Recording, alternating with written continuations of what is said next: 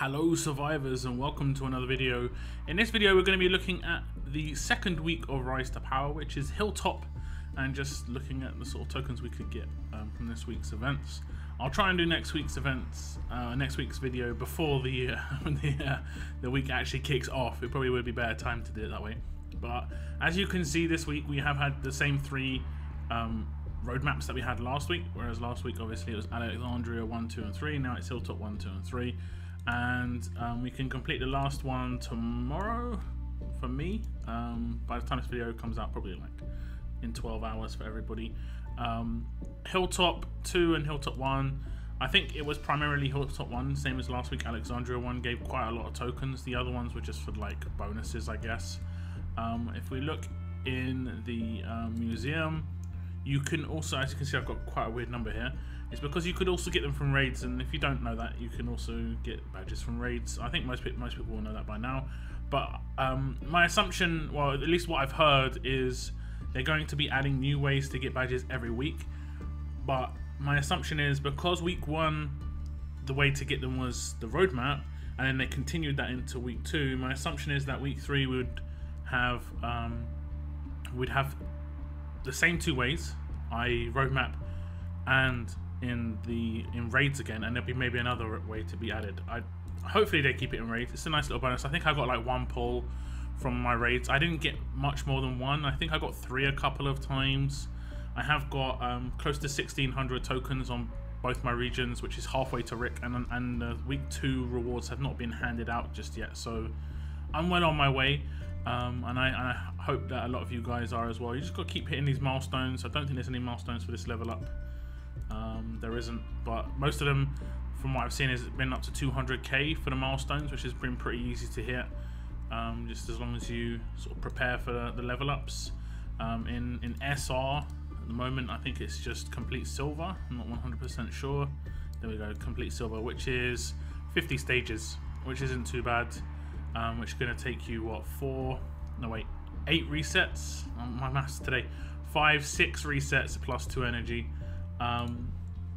And that's not going to be too bad considering it's a day-and-a-half event.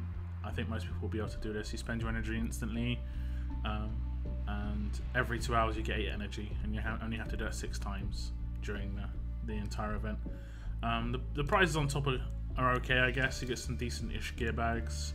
Ulysses, a lot of people want Ulysses. I'm not too bothered about Ulysses personally, but it's cool that he's getting handed out. And then you get a crate down here. You actually get a chance of Lilith, so if you prefer Lilith, I guess it'd be better to come in the 201 to 1,000 spot. In terms of the other things you can get, obviously gear, 5-star tokens. But I have heard whispers that the next war, which is going to be next weekend, could potentially have power tokens within the reward structure itself. We have to see. But that is a potential. So make sure you're going to be like in a faction, get your faction community rewards, and as like I said last time, hopefully some of you get Rick. I'm going to try and load up the Rise to Power leaderboard. It can take a while to load, like 10-15 seconds sometimes, and then it lags a lot at the beginning, and there we go. It is lagging. So I'm in the Hilltop this week. Am I? Yeah, I'm in the Hilltop this week, and it looks like we're going to come first. And I don't think it's so much due to my faction, because we're not doing too great. This faction is very much a layback faction in my second region, and we were like 250th last time, so we're doing better than last time at least. But as you can see, it is pretty tight. It is pretty tight. So it's pretty cool. And as last week, you're just going to get your community rewards. That doesn't look like they've gone up. 300 for first, 200 for last in the communities, and the faction prizes. Now I know last week's rewards, some people still haven't got their faction prize rewards. I think it was.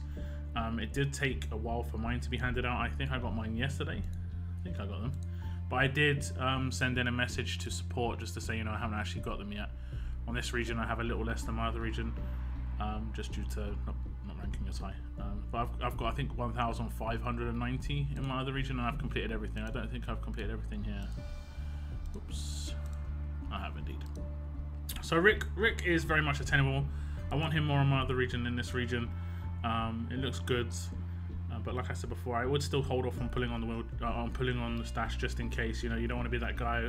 Well, I mean, if you are that guy who gets 3,100 power tokens, I'd buy one of the bags to just get 3,200 if you want, Rick. Just do some free offers to get some coins. If you don't do the monthly pass or buy coins, just make sure you watch videos and stuff and just get, you know, 200-300 coins or more, as much as possible, really, if you've been slacking a little bit. If you haven't got many points right now, you want to be doing that as much as possible. Let me see if I can bring up the bag. I'm not sure if it's here. Here we go. So the power tokens bag is 100 coins and you get at least 10. So to guarantee yourself one pull, you're going to have to pull 10. And you're most likely going to pull the lower stuff more consistently, unless you get lucky. But I would say, you know, if you get 1,000 coins, I'd say it's probably worth spending 1,000 coins if you need one pull, just to get Rick, because basically that's like doing 4 pulls on the wheel and getting a 5-star ascendable. That's a unique by all things. By everything that we've learned about Dwight and Ezekiel, these guys don't come back straight away. It's been a long time since Ezekiel, so I would just prepare as much as possible. If you did slack in the first week and you know you didn't hit some milestones and you know you're a few tokens behind, I would try and farm some coins on Tapjoy, just to make sure that you don't lose out, basically. But yeah, I'm gonna get the next week's video. We did get another 4-star this week, and I was actually pretty happy with this 4-star.